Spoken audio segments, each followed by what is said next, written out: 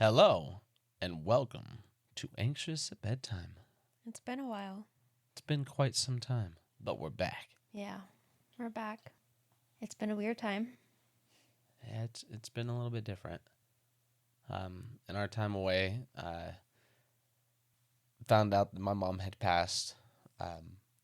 So I lost my mom recently. But we are ready to get back to the podcast. Yeah.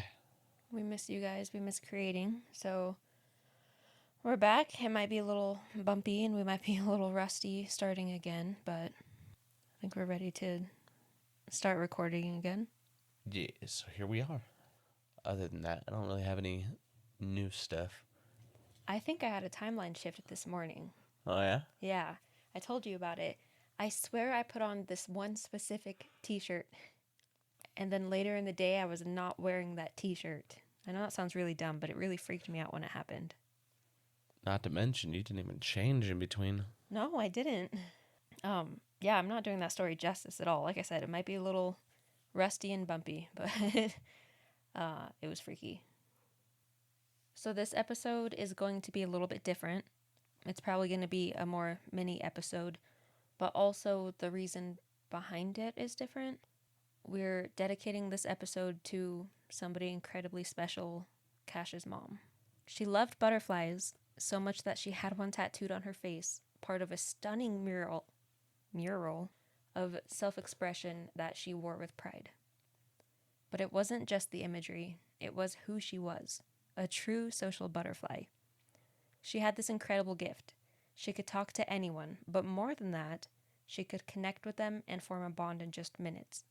Because of all of that, butterflies have sort of become a representation of her to us. So, of course, when I learned of the butterfly people of Joplin, it immediately made me think of her. So this one's for her. May 22nd, 2011 started out like any other day. By 5:34 p.m., something happened that changed Joplin, Missouri forever. There was an E5 tornado that completely devastated the area. Oh, I remember that. Yeah? Yeah. Oh yeah, Oh, yeah. you helped. Not helped the tornado. You helped make the lumber that was shipped there to rebuild, right? Yeah, I worked at a lumber mill at the time, and most of our stuff went directly to the tornado relief. It was pretty cool to, you know, we're on the West Coast, and all this shit went straight to the Midwest. That was pretty cool. The tornado that happened is beyond terrifying. So we aren't going to get into the nitty-gritty of all of that, but it was so strong that it ripped the soles off people's shoes. We'll talk about that in a minute. It pulled one boy out of the sunroof of his car. Literally the scariest things you can conjure in your brain about a tornado happened. And no disrespect to any of the people that passed that day. I'm just not mentally ready to discuss anything that heavy right now. So like I said, we're not talking about that aspect of it. But if you are interested in learning more about that side of things, there's tons of news coverage and even a documentary that was actually just released on Netflix called The Twister Caught in the Storm. But basically, in a nutshell, it was absolutely devastating. The tornado developed so quickly that people only had a 17-minute warning. Oh, shit. Yeah. Like, we couldn't even make it home from the grocery store in that amount of time. No, not at all. Yeah. The tornado itself was almost an entire mile wide, which is insane. Man, that's fucking massive. Yeah, just touching ground, it would get rid of my entire hometown. Yeah, it would. It had winds that were estimated to be about 250 miles per hour. It was on the ground for 38 minutes, took 158 lives, and caused $2.9 billion in damage. Golly. Yeah. I guess Joplin was also a hotspot for lead mining, and the tornado dug up so much dirt that it also pulled up a bunch of lead and just dispersed it throughout the town. So people had like lead in their yard, it was everywhere. Well, that's pretty dangerous. Plus, that takes away a lot of the revenue for the... Yeah. It's fucked up. So, yeah, it was bad all around, and it did lead to a bunch of lead poisoning as well. Oh, yeah. That's what it will do. Yeah. The tornado itself was truly unlike anything anybody had ever seen. But the strangest part came after the storm, when survivors began sharing what they saw in the heart of the chaos. We're going to start with Emily Huddleston's story. The 14-year-old spent the day surrounded by loved ones, cheering on her brother as he crossed the graduation stage. After the ceremony wrapped up, she and her mother piled into their Chevy Suburban and headed home. The tornado stopped them before they reached it. It picked up the Suburban and threw it a couple hundred feet. When they could, they exited the car and ran to hide in a damaged building, and it was there that Emily said she felt like somebody put a hand on her shoulder, but it wasn't her mother. But she felt like it was in a comforting way, you know? Yeah. And she heard somebody tell her that everything was going to be okay. Fucking Mothman. Yeah. After that, butterflies seemed to be drawn to Emily. Whenever she went outside in the months following, butterflies would just follow her and land on her arms, her back, wherever. So it was like they were drawn to her. Yeah, that's odd. Yeah. And it wasn't like that before the tornado. Then we have Mason Lillard. She had a similar story. She was in her truck when the tornado picked her up and threw her 300 feet. During the commotion, a metal rod pierced through the roof of her truck, through her shoulder, and into the truck seat behind her, pinning her there. That's some Final Destination shit. Isn't it? As she sat there trapped, she too felt a calming hand on her shoulder, but she also saw two figures. They wore white robes, and one had blonde hair, and one had dark hair. Then, The yin and the yang. oh, I didn't even think of that. That's kind of cool. Then there was a mother and her 3 or 4-year-old daughter. I couldn't find for sure what age the daughter was, but they were also on the road. But they pulled over and got out of the car and ran to hide in a culvert, which I had never heard of.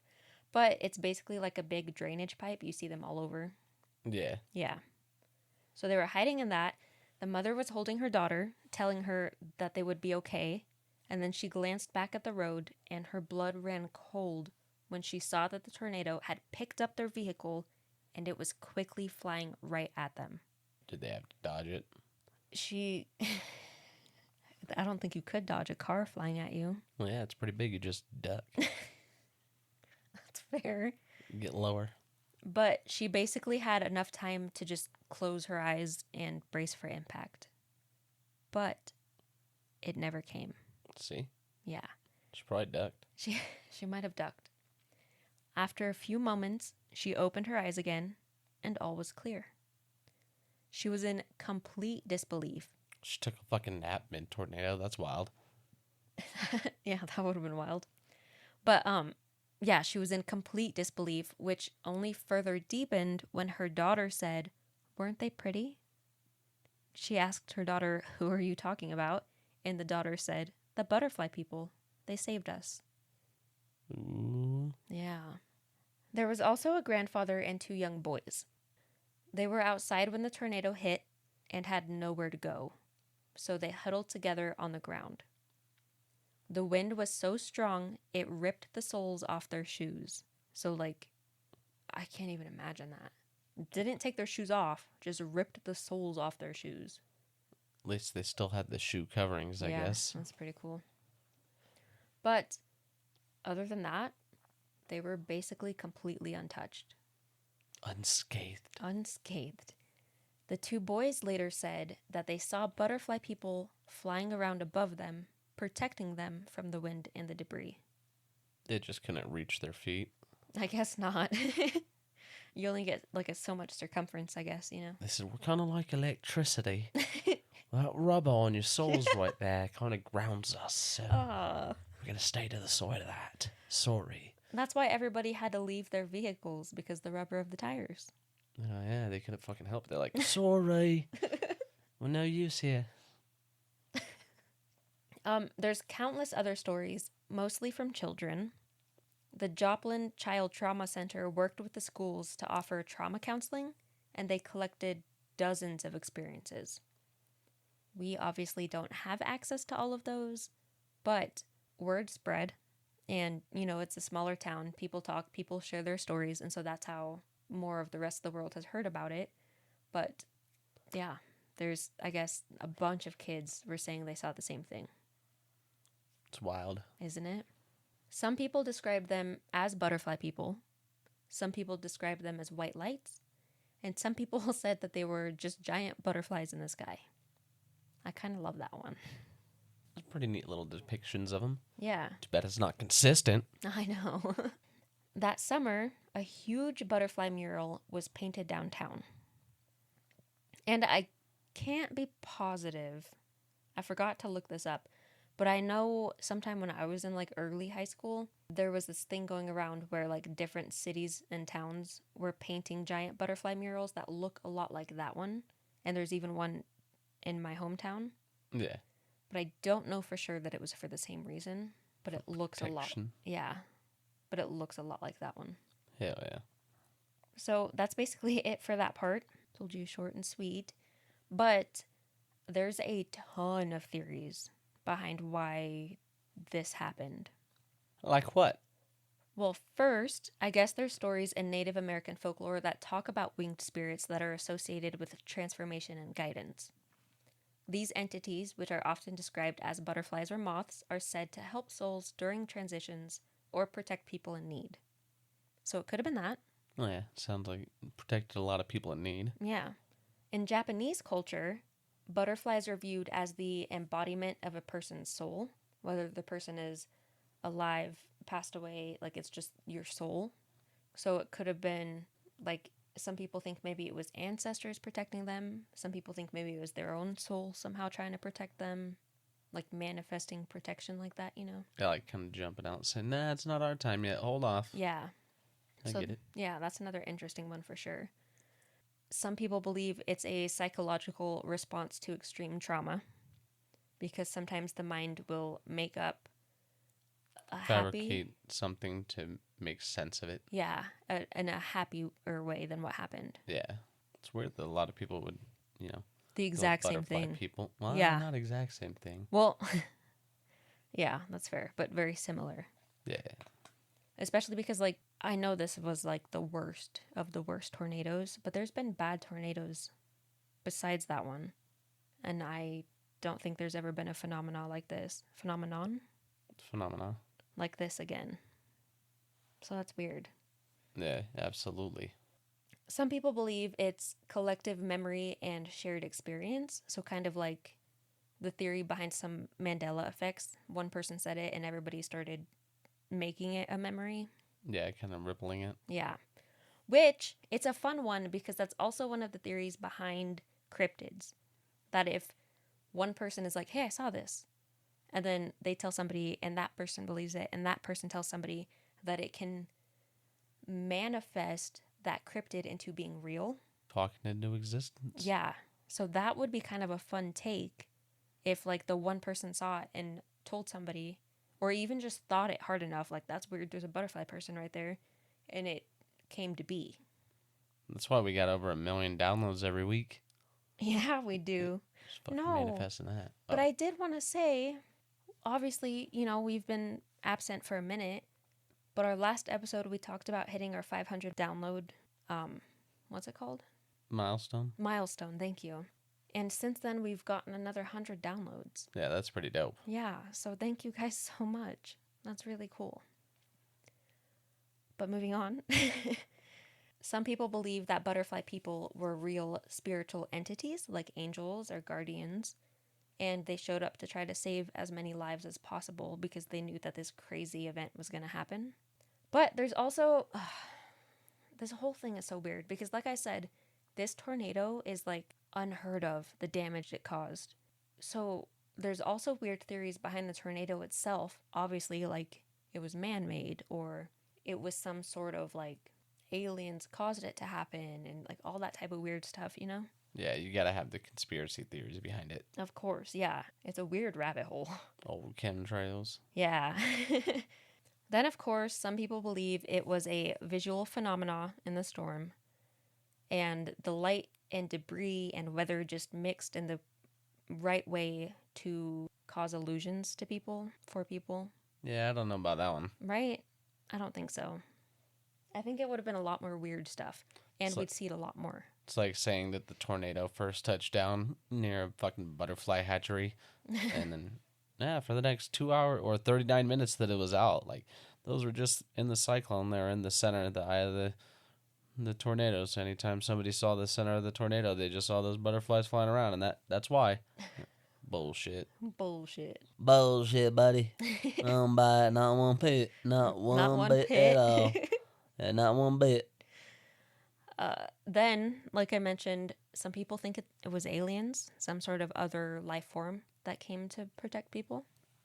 And to be fair, some people believe aliens are the angels. Yeah. Then, the final one. Sorry, I feel like I've said then a billion times. And then... No, and then. The final one is third man syndrome.